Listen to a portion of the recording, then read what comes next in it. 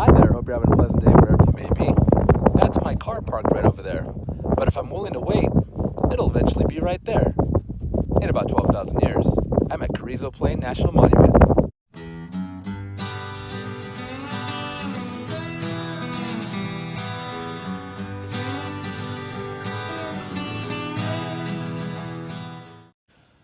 Carrizo Plain National Monument is located a little over 100 miles north of Los Angeles in San Luis Obispo County.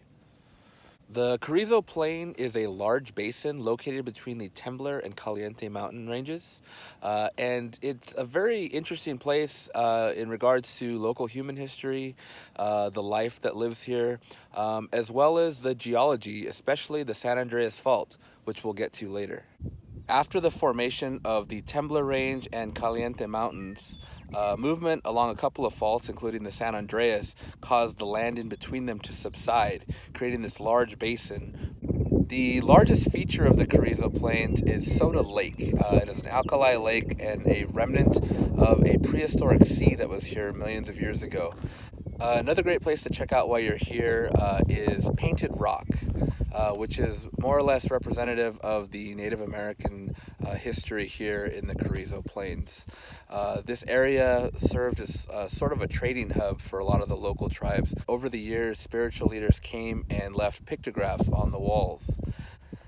They are upwards of 3,000 to 4,000 years old in some cases and are believed to be left by the Chumash or the Yokut. I'm not sure if I'm pronouncing that right. The rock formation is sort of a horseshoe, and when you first walk up to it, I was a little disappointed because I wasn't seeing any pictographs. But as I walked around and eventually got to the innards of the horseshoe, that's when I was pleasantly surprised. There were a lot of pictographs to take a look at. Now, this is considered one of the most important pictograph sites in the United States, and it is still considered sacred by the Native American tribes. So the ranger at the visitor center asked that you can take personal pictures, but he asked that nothing gets posted to the internet, nothing for commercial use, nothing like that. So that's why I'm sticking with just these faraway shots. They also don't want you climbing, touching, all the basic stuff for an archaeological site like this and / sacred site. During the 1800s, farming started to take over here in the Carrizo Plain. From what I understand, it was mostly grains, things like barley and stuff like that. And then in the early 1900s, production really started to ramp up, so it was a major industry here. It's actually home to an abundance of animals, little critters. A lot of them are burrowing type because as you're walking along, there's tons of little burrowing holes. It's pretty crazy how many there are. You got to kind of watch your step. It's also really well known as a place to birdwatch. There's lots of different birds here. I'm here in the winter, so I'm sure the variety is probably not as great as it would be in spring. But yeah, I still saw a lot of people with binoculars and looked like they were bird watching. Speaking of the springtime, apparently this is a place for wildflower blooms, and I know last year there was a super bloom, and I'm pretty sure this was affected by that. So I think it's most popular around the springtime to come check those out.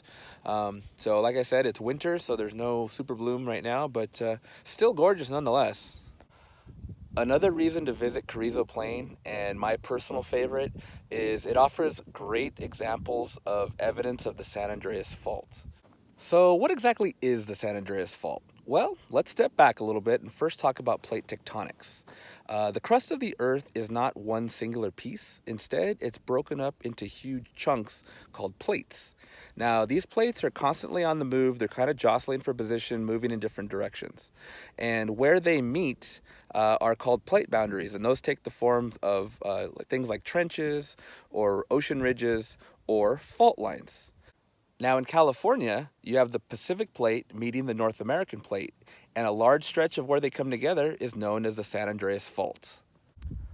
The fault stretches between 600 and 700 miles between the area of Salton Sea to the south, all the way up to north of San Francisco. So what that means is that sort of southwestern coastal sliver of California is technically not even on the same plate as the rest of the country. So if people have wondered why we're a little different in LA, that could be part of the reason, at least geologically speaking. Now, when it comes to the surface level, you're not going to see like a crack like you would see in a sidewalk. Instead, you're going to see evidence of the fault in action. And one of the best examples is here at Wallace Creek. At first glance, this just seems like a normal channel that comes down, kind of makes a little bend, and keeps on going. But in reality, this channel used to go straight across. And because it crossed the fault and over the years the fault has shifted, that's where the bend comes from. So even though this is just the creek bed, it more or less kind of represents the fault line. Over here is the North American plate. Over here is the Pacific plate. On average, the movement on the fault is about 1.3 inches per year. Now, that doesn't mean that if you sit here and squint and don't move, you're going to see little tiny incremental movements. No, what that means is, let's say 10 years go by and there's no earthquake. And there is that earthquake on that 10th year, and it all moves 10 inches. That they would divide that by the 10 years and get 1 inch per year. So keeping that in mind, the last major earthquake in this region was the Fort Tejon quake in about 1857, which is actually the largest one recorded in California. During that quake, over 200 miles of the fault were displaced, upwards of 30 feet. So in one go around, the fault shifted 30 feet. That's pretty amazing. So as far as I can tell, off in the distance, I think that might be Elkhorn Scarp, which is from above one of the best examples of the San Andreas around. As a matter of fact, if you've ever seen an aerial shot of the San Andreas Fault, I'm fairly certain it's this stretch right here, leading up to the Scarp and continuing northwards. I'm pretty sure that's what you're seeing, but it's hard to tell from ground level. Now's the time I kind of wish I had a drone. The fault runs the length of the National Monument pretty much along its eastern edge. Wallace Creek, about 30 miles away, is about the northern end of it. Now I find myself at the southern end, and here is more evidence of the fault. This is a sag pond.